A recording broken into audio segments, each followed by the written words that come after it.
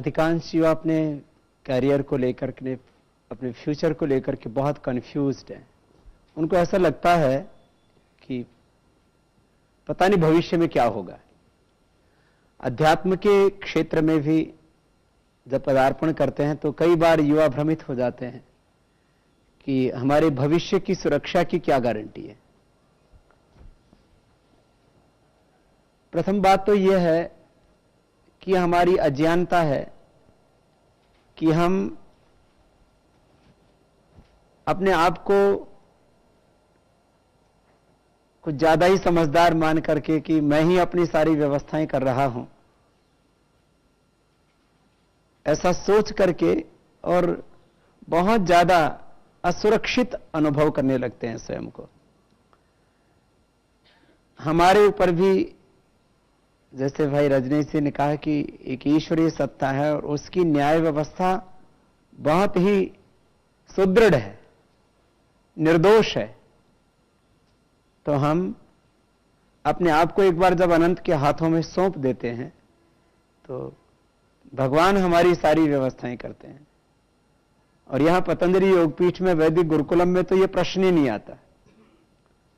मैं तो यहां ब्रह्मचारियों से कहता हूं कि आप अपने आप को तैयार कीजिए। आपको अपने वर्तमान और भविष्य के बारे में एक क्षण के लिए सोचने की आवश्यकता ही नहीं है, फिर यह प्रश्न तो शेष ही नहीं रहता।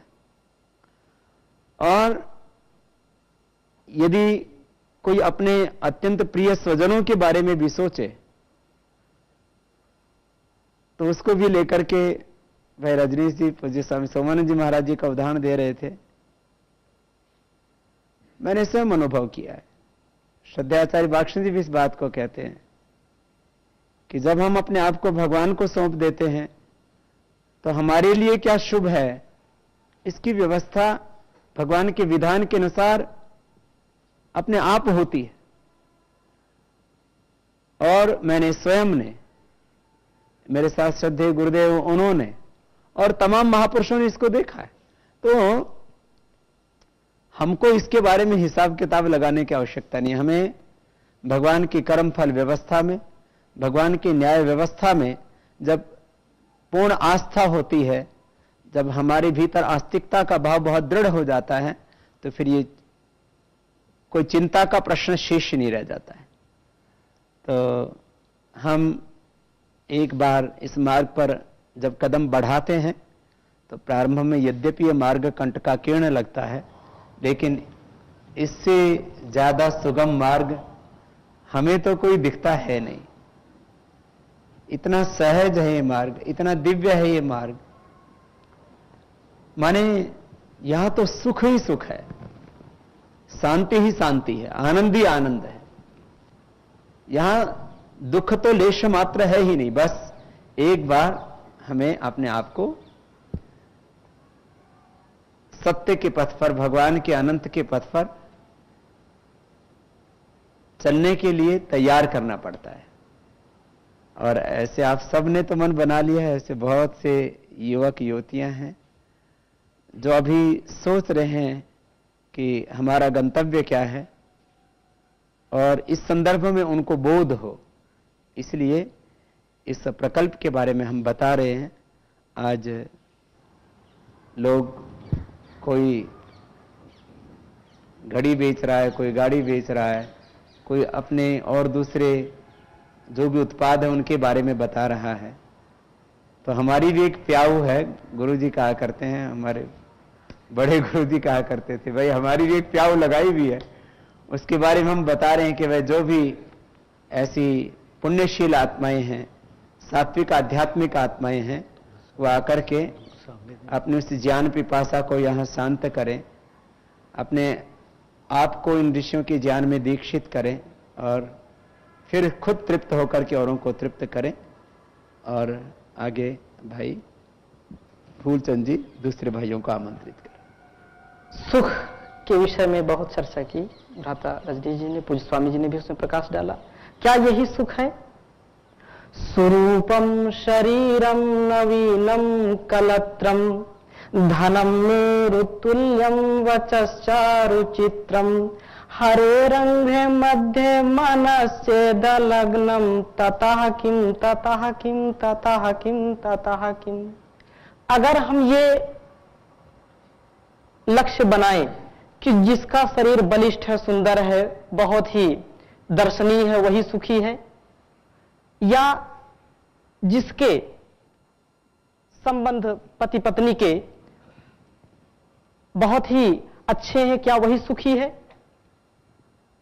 अथवा धनम मेरु तुल्यम। भ्राता रजनी ने चर्चा की इस बात की कि बहुत धनाढ्य हैं, फिर भी सुख लेश मात्र भी नहीं है। वाणी में बड़ी चतुरता है, लोगों का मन मोह लेने वाले होते हैं, परंतु सुख उनके जीवन में नहीं होता है। क्यों नहीं होता? हरे रंग मध्य मनश्चेद लग्नम। गुरु सत्ता में जिनका विश्वास नहीं है, परमात्मा के अस्तित्व में जिनका विश्वास नहीं है, राष्ट्र इस मातृभूमि की सेवा के लिए जिनका मन कभी विवल नहीं होता है, उससे ये अगर शरीर भी सुंदर है, पत्नी और पति भी सुंदर है, धन भी अपार है, फिर भी कभी सुख की प्राप्ति नहीं हो सकती। ततः किम ततः किम ततः किम, उससे कुछ होने वाला नहीं है। इसलिए बहुत हो गया, आए और इस दिव्य कर्म में लगे। इसी क्रम में एक ऐसे व्यक्तित्व से आपका परिचय करा रहे हैं जो देव दयानंद जी के जन्मभूमि टंकारा अर्थात गुजरात टंकारा से 100 किलोमीटर की दूरी पर धोराजी नगर है, वहां जन्मे हुए भ्राता स्मित जी, जिनकी धृति स्मृति आदि बहुत ही संपन्न है, गुणवान हैं और गुरुओं के प्रिय भी हैं, जिन्होंने कई वर्षों ऑस्ट्रेलिया में रह करके मास्टर इन आईटी की शिक्षा दीक्षा ली है, जिनके पिता देशभक्त और परोपकार में अहर्निश लगे रहते हैं, प्रज्ञाचक्षु होते हुए भी नेत्रहीन विद्यार्थियों के लिए उन्होंने एक स्कूल खोल रखा है। तो भ्राता स्मित जी के भी खून में देशभक्ति, परोपकार, गुरु भक्ति की भावना कूट कूट करके भरी हुई है। तो ऐसे तेजस्वी और पवित्र आत्मा भ्राता स्मित जी को आमंत्रित करता हूं, वो अपने वक्तव्य को रखें।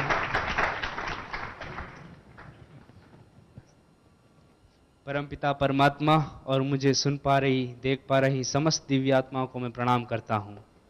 आज मैं हमारी मूल प्रकृति के बारे में कुछ चर्चा करना चाहता हूं। सांसारिक भाग दौड़ में काम करते करते कहीं हमारे मन में प्रश्न खड़ा होता है कि मैं ये किसके लिए कर रहा हूं, मैं कौन हूं। तब हमारे मन में विचार आता है, मैं हाड मांस से बना शरीर मात्र नहीं हूं, मैं पिता पुत्र पति पत्नी गुरु शिष्य नाम के संबंधी मात्र नहीं हूं, मैं तो नित्य पवित्र शुद्ध आत्मा हूं, जैसे शास्त्र में भी यही कहा है और यही सत्य है। लेकिन आज के इस समय में हम जब बाहर देखते हैं तो उसमें ऐसा नहीं लगता कि हमारा स्वभाव ये है। आज मजहब के नाम पर जो आतंकवाद फैल रहा है, उनको देखकर कौन कहेगा कि हमारा स्वभाव प्रेम है। दुनिया में फैले दुराचार व्याभिचार को देखकर कौन कहेगा हमारा स्वभाव पवित्रता है। किंतु ये सत्य है, क्योंकि हमारे मन में ये विचार आता है कि हम ये दुर्गुण तो हमारा स्वभाव नहीं है, तो ये बीमारियां सब कहां से आ गई, ये मानसिक रोग, सामाजिक अवनतियां, अशुद्धियां कहां से आ गई। हमेशा से तो ऐसी परिस्थितियां नहीं थी। तब हम अपने अतीत के गौरव को देखते हैं, हमारे ऋषि मुनियों के जीवन को देखते हैं, तो उसमें साफ प्रतीत होता है कि वो कितने पवित्र थे। महर्षि पाणिनि, पतंजलि, गौतम, कणाद, कपिल, महर्षि वेदव्यास से लेकर कोटि कोटि ऋषि मुनियों का जीवन इसका साक्षात उदाहरण है। उनका जीवन पूर्ण पवित्र, पूर्ण प्रेममय और कृतज्ञ से भरा हुआ था। वो हमारे लिए आदर्श हैं। तो उनके इस आदर्श जीवन का रहस्य क्या है? वैदिक परंपरा का पालन करना, ईश्वरीय प्रेरणा को अनुसरण करना, यही उनके जीवन का रहस्य है। लेकिन आज हमारे जीवन से ये सभी गुण अदृश्य होते जा रहे हैं। क्यों? हमारे वैदिक परंपरा के पालन न करने से, ऋषि मुनियों के बताए मार्ग पर न चलने के कारण, अपने धर्म, संस्कृति और अध्यात्म को अनदेखा कर अपने मनमानी ढंग से जीने के कारण ही हम ये अवनति का परिणाम भुगत रहे हैं। ऐसे व्यक्तित्व के समक्ष अपने जीवन की आहुति देने वाले, जो दशकों से इस गुरुकुलीय परंपरा में अपने जीवन को सजा और संवार रहे हैं, आर्ष परंपरा में अपने को दिव्य बना रहे हैं, आचार्य वेद मित्र जी, जो बहुत ही पवित्र भाव से कृतज्ञता पूर्वक गुरु चरणों में सदैव समर्पित रहते हैं, विद्यार्थियों को पढ़ाते हैं और बहुत ही प्रेम से समझाते हैं। बचपन से ही जिनके मन में समाज सेवा के प्रति बहुत ही ललक थी, आपने स्नातक किया हुआ है। हम चाहेंगे कि आप भी अपने विचार हम सबके सामने रखें। आचार्य श्री वेद मित्र जी।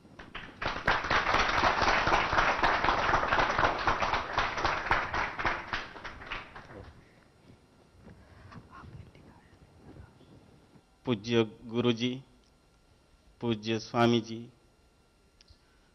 नवागंतुक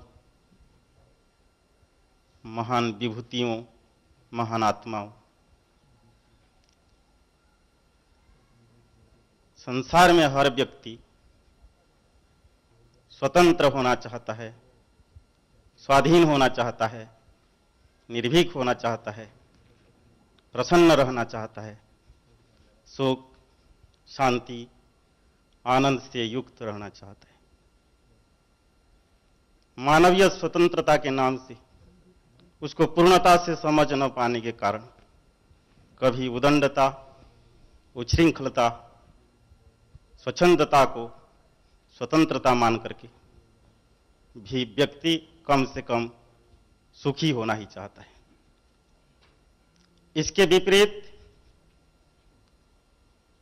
कोई भी व्यक्ति ऐसा नहीं, निर्विवाद रूप से यह सत्य है, निरपवाद रूप से यह सत्य है कि कोई भी व्यक्ति ऐसा नहीं जो दुखित होना चाहता हो, चिंतित होना चाहता हो, भयभीत होना चाहता हो, विचलित होना चाहता हो, क्लेशित, क्षोभित, विक्षिप्त, हताश, निराश और निस्तेज होकर के जीवन बिताना चाहता हो। कोई नहीं, सब सुख शांति आनंद को चाहते हैं। इसलिए हम मंत्री बनते हैं, इसीलिए ही डॉक्टर बनते हैं, इसीलिए ही इंजीनियर बनते हैं, इसीलिए ही उद्योग चलाते हैं। यहां संसार में उद्योगपतियों की कमी नहीं, डॉक्टरों की कमी नहीं, मंत्रियों की कमी नहीं, किंतु जिसलिए हम मंत्री बने थे, उद्योगपति बने थे, स्वतंत्रता के लिए, स्वाधीनता के लिए, सुख के लिए, वो बनने के बावजूद भी हमारे मन में आज वो स्वतंत्रता नहीं, वो सुख नहीं, वो शांति नहीं, वो तृप्ति नहीं। आज भी हम संतप्त होकर के घूम रहे हैं। तो हमारे जीवन में हमको सुख चाहना है, सुख चाहते हैं तो फिर कुछ करना ही पड़ेगा। विद्वानों ने कहा किसी भी कार्य को जिस की प्राप्ति के लिए किया जाता है, उस कार्य से उस वस्तु की प्राप्ति यदि नहीं होती है तो वह कार्य को करने वाला व्यक्ति लोक में भी मूर्ख ही समझा जाता है, बुद्धिमान नहीं समझा जा पाता। मैं गुरु जनों के सानिध्य में रहकर, ऋषि महर्षियों के ग्रंथों को पढ़कर इतना समझा कि संसार में जितनी भी समस्याएं हैं, कष्ट है, दुख है, पीड़ा है, विश्वासघातकता है, छल कपट है, जो भी समस्याएं हैं, उन समस्याओं का समाधान, सभी आतंकवादों का समाधान अध्यात्मवाद से ही संभव है।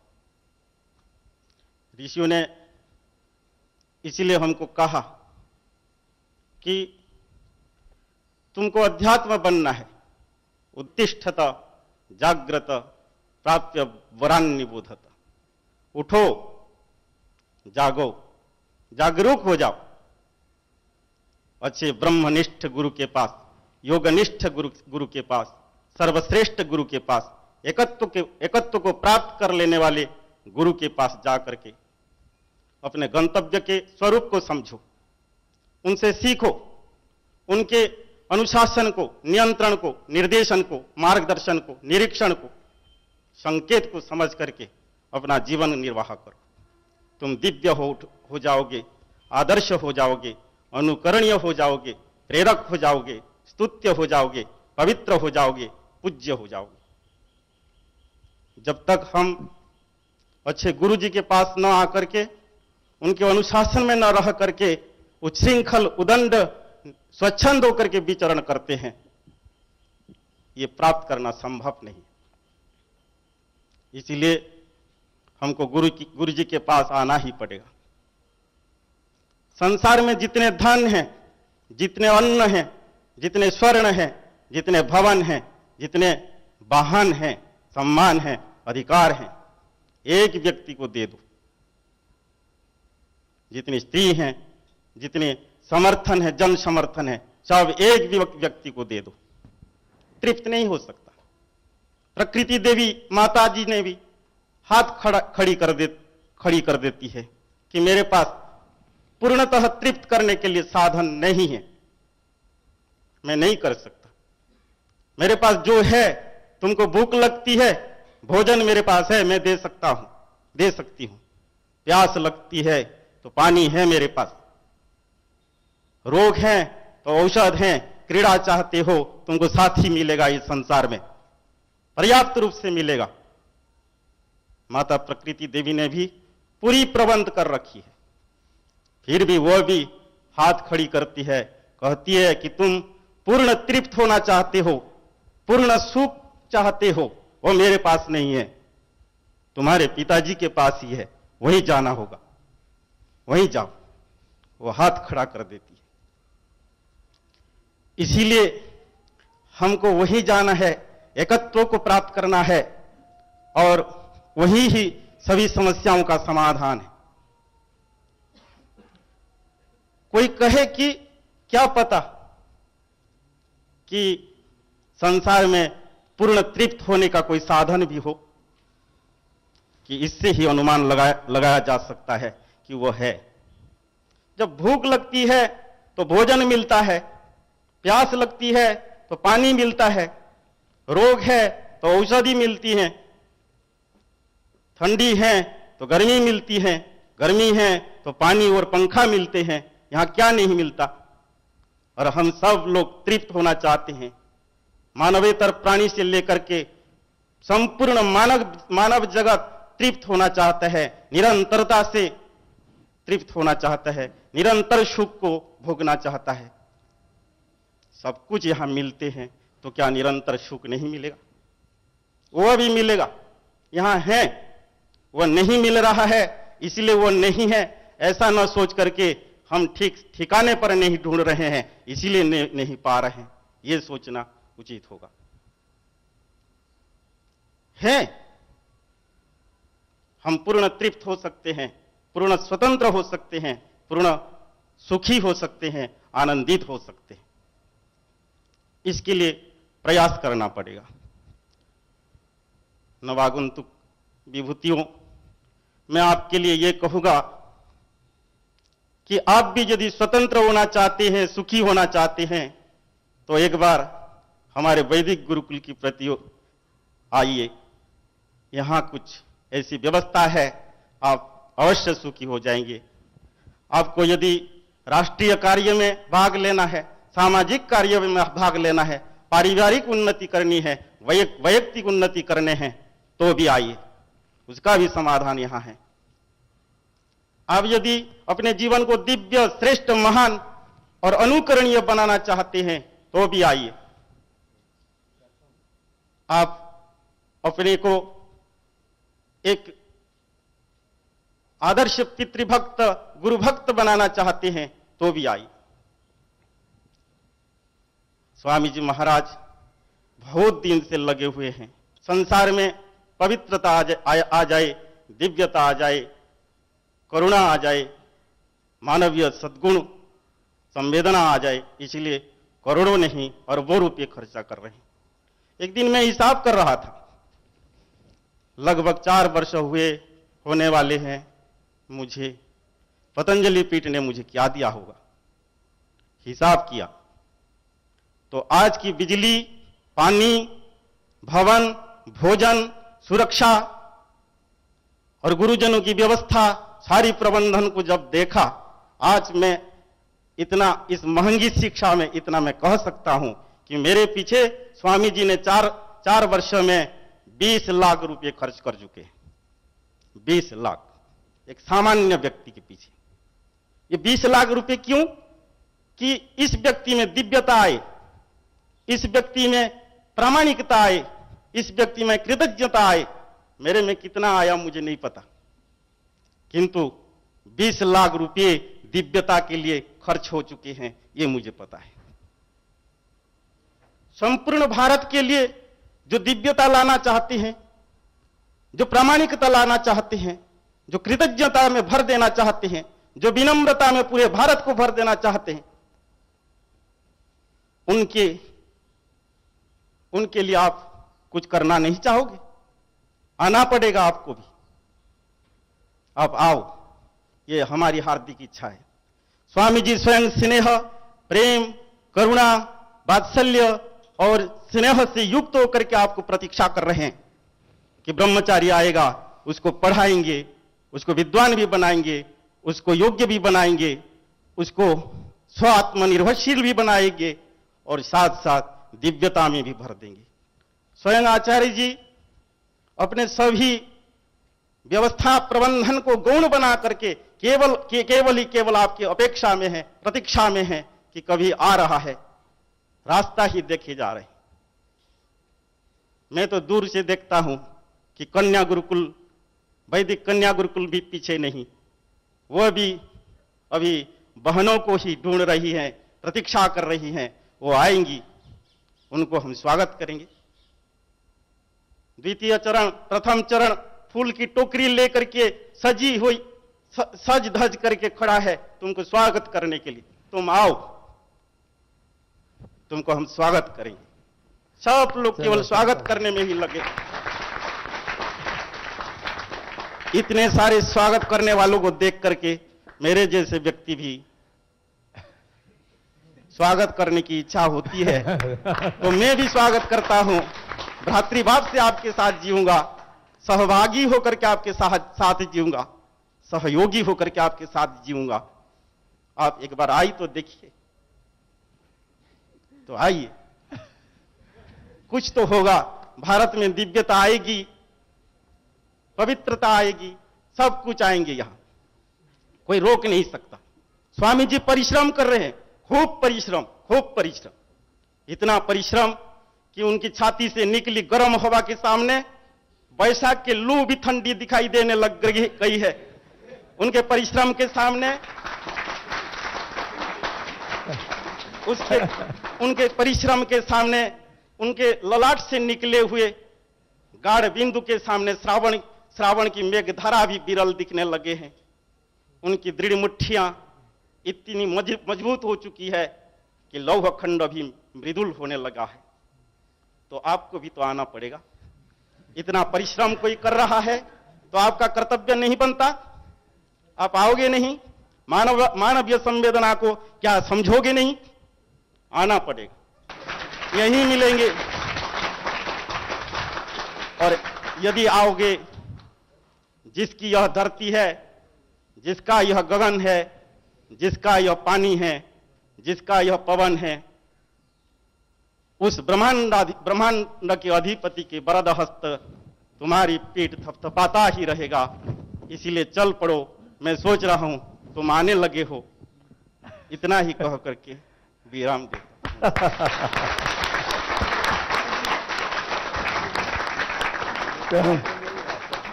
हमारे आचार्य वेदमित्र जी को सुन के मुझे लगता है बहुत जल्दी ही ब्रह्मचारी पतंजलि योगपीठ की तरफ चल देंगे।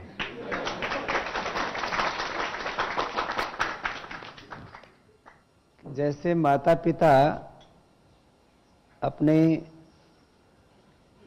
पुत्रों की प्रतीक्षा करते हैं कि वो कब आरोहण पाएंगे। मैं तो कई बार इस बात को कहता हूं, भगवान तो कब से हमारी बाट जोड़ रहे हैं हमें उठाने के लिए। एक बार थोड़ा सा तो हम कदम आगे बढ़ाएं। भगवान की तो प्रतिज्ञा ही है, मैं तो इसको सैकड़ों हजारों बार कहता हूं, उद्घोष करता हूं। बोलो सब, अहमेव, पूरा बोलो अपने आप, अहमेव स्वयं इदं वदामि जुष्टं देवे यम कामहे तम तम उग्रम कृणोमि तम ब्रह्माणम तम ऋषिम तम सुमेधा। तो ये तो भगवान की प्रतिज्ञा है कि वो हमें ऋषि बनाना ही चाहते हैं, हमें सुमेधा देना ही चाहते हैं, हमें अपने संपूर्ण दिव्यता से युक्त करना ही चाहते हैं। तो भगवान हमारी बाट जो रहे हैं, गुरुजन ऋषिजन हमारी बाट जो रहे हैं, हमारी प्रतीक्षा कर रहे हैं। ये सारा अस्तित्व हमारी प्रतीक्षा कर रहा है हमें कब दिव्यता घटित होगी। और हमारे वेद मित्र जी बहुत सरल सहज महात्मा है।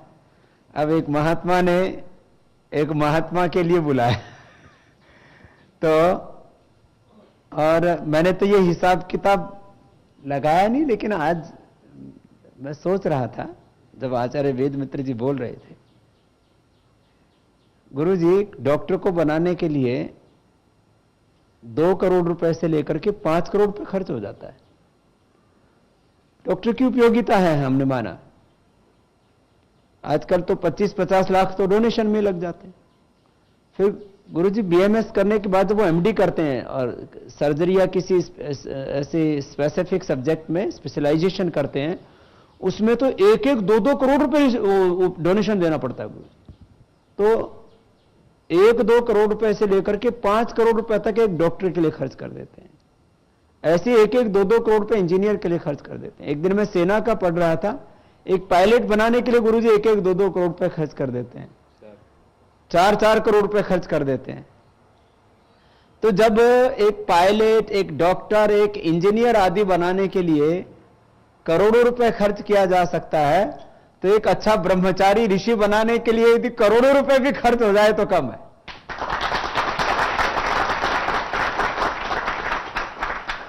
मैं तो इस बात को कई बार कहता हूं, कुछ लोग चिढ़ते हैं इस बात से कि ब्रह्मचारी को तो बहुत यहां आनंद ही आनंद है, स्वामी जी बादाम खिलाते हैं, इनको दुनिया के श्रेष्ठ फल खिलाते हैं, गाय का दूध पिलाते हैं, घी खिलाते हैं। कहते रोयल ब्रह्मचारी हैं स्वामी जी के। तो मैं कहता हूं भाई, दुनिया की श्रेष्ठ वस्तुओं पर सबसे पहला अधिकार ब्रह्मचारियों का, सात्विक वस्तुओं पर। किस रूप में?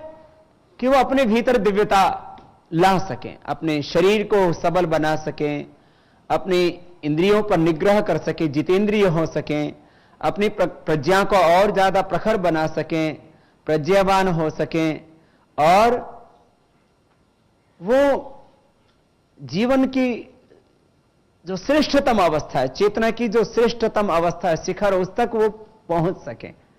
तो यहां ब्रह्मचारियों के लिए सुंदर व्यवस्थाएं, लेकिन आगे हम तप की भी व्यवस्था कर रहे हैं। अब हमारे ब्रह्मचारी कहते हैं स्वामी जी हमको ना तप करवाओ, और भाई देखो हमने तो बहुत तप किया है।